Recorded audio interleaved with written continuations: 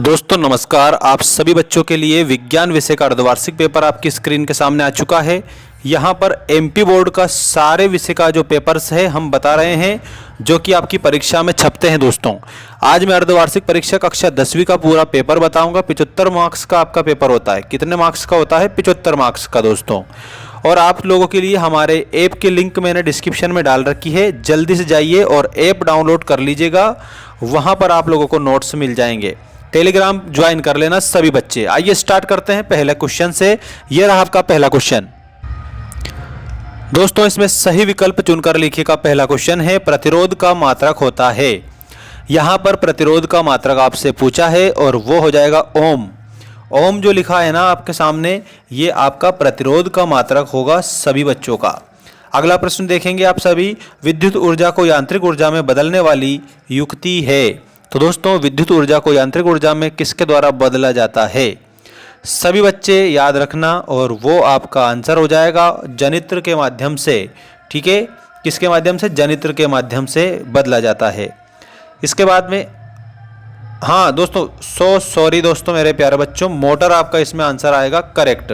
ठीक है, ओके। इसके बाद एक पारितंत्र में मानव है। मानव क्या है दोस्तों पारितंत्र में? तो इसमें आपको याद रखना है मानव जो है ना दोस्तों वो सर्वाहारी है। क्यों है सर्वाहारी? क्योंकि वो मांस भी खाता है और इसके अलावा शाक सब्जी भी खाता है, इसका मतलब सर्वाहारी है। अगला प्रश्न देखिएगा। कैल्शियम ऑक्साइड की जल के साथ अभिक्रिया किस प्रकार की अभिक्रिया है? तो इसमें आप सभी बच्चों को आंसर बताना है और वो आपका आंसर हो जाएगा ऊष्माक्षेपी अभिक्रिया है। ठीक है, ये आपका ऊष्माक्षेपी आंसर लिख के आएंगे सभी भैया बहन। नेक्स्ट है धातुओं द्वारा कौन सा गुण प्रदर्शित नहीं किया जाता है? तो धातुओं के द्वारा दोस्तों भंगुरता जो है ना ये प्रदर्शित नहीं किया जाता है। तो इसमें आपको क्या लिखना रहेगा? इसमें आपको भंगुरता का गुण लिखना रहेगा सभी बच्चों को करेक्ट आंसर के रूप में। श्वसन की प्रक्रिया कैसी प्रक्रिया होती है? तो यहाँ पर श्वसन की प्रक्रिया के रूप में आप सभी स्टूडेंट को मैं बता देता हूँ उपचयन की प्रक्रिया है। ठीक है, उपचयन ये आपका आंसर इसमें हो जाएगा। अगला प्रश्न है अमीबा में किस विधि के द्वारा जनन होता है?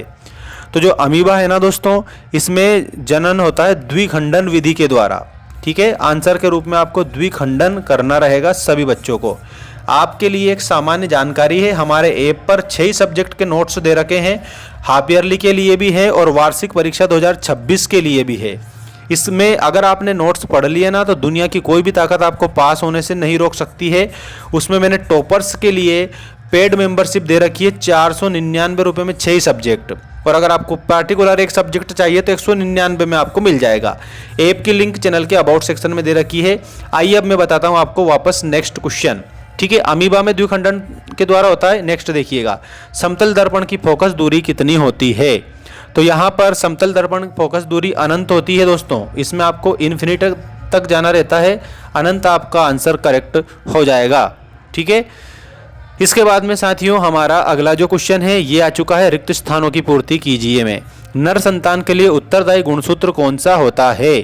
तो साथियों आप सभी भैया बहनों को क्या लिखना है? वाई लिखना रहेगा। ठीक है, नेक्स्ट देखो, वस्तुओं को हम की उपस्थिति में देख सकते हैं। दोस्तों जब प्रकाश होता है ना तो प्रकाश की उपस्थिति में वस्तुओं को देख सकते हैं। प्रिज्म के द्वारा रंग की प्रकाश किरण का विचलन सर्वाधिक होता है। तो दोस्तों उसमें आपको बैंगनी लिखना रहेगा। क्या लिखना रहेगा? बैंगनी रंग, बिल्कुल आपका बैंगनी करेक्ट। सिरके में अम्ल उपस्थित होता है। सिरके में कौन सा अम्ल उपस्थित होता है? एसिटिक अम्ल होता है। ठीक है, तो इसमें आपको एसिटिक लिखना रहेगा खाली स्थान में।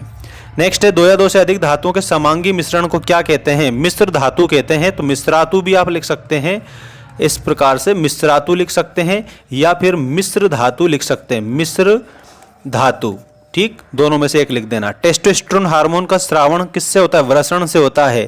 तो इसमें आपको वृषण लिखना रहेगा सभी बच्चों को। अगला है यदि एक पुष्प के परागकण दूसरे पुष्प पर स्थानांतरित होते हैं तो यह प्रक्रिया क्या कहलाती है? तो ये जो पर परागण कहलाती है दोस्तों। पर परागण जो मैं बता रहा हूँ ना छाप लीजिएगा। अब मैंने सबके इस रिक्त स्थान लिख दिए हैं। अब आप स्क्रीनशॉट ले सकते हैं और ऐप को डाउनलोड करके कोर्स परचेस कर लेना यदि आपको टॉप करना है या फिर पास भी होना है। तो पीडीएफ भी मिलेंगे, सब कुछ मिलेगा वहाँ पर। ठीक है, और आप लोगों के लिए मैंने अभी उस पर असिस्टेंट लगा रखा है। तो 10th कोर्स ऐसा लिख देना उसमें AI असिस्टेंट पर, तो आप लोगों को कोर्स वही बता देगा कि ये खरीद लो भाई, 10th वाला।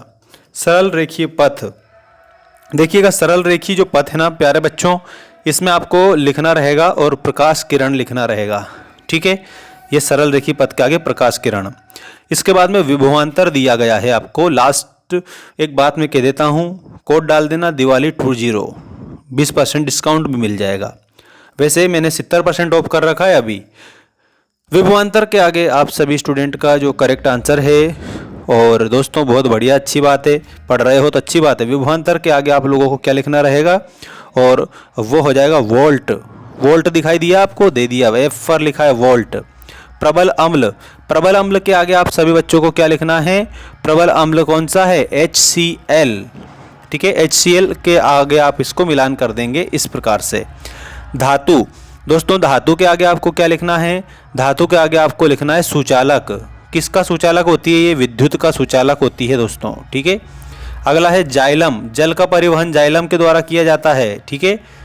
अगला है मास्टर ग्रंथि, मास्टर ग्रंथि किसे कहते हैं, 1000 बार आपको मैंने सिखा दिया है, हमारी लाइव क्लासों में भी बताया था मैंने। मास्टर ग्रंथि के आगे आपको पीयूष ग्रंथि लिखना है। पीयूष दिखाई दिया ऑप्शन नंबर डी में, ये वाला। मादा हार्मोन, एस्ट्रोजन, मादा हार्मोन है एस्ट्रोजन। मेंडल, मेंडल ने यहाँ पर क्या दिए थे, अनुवांशिकता के नियम दिए थे।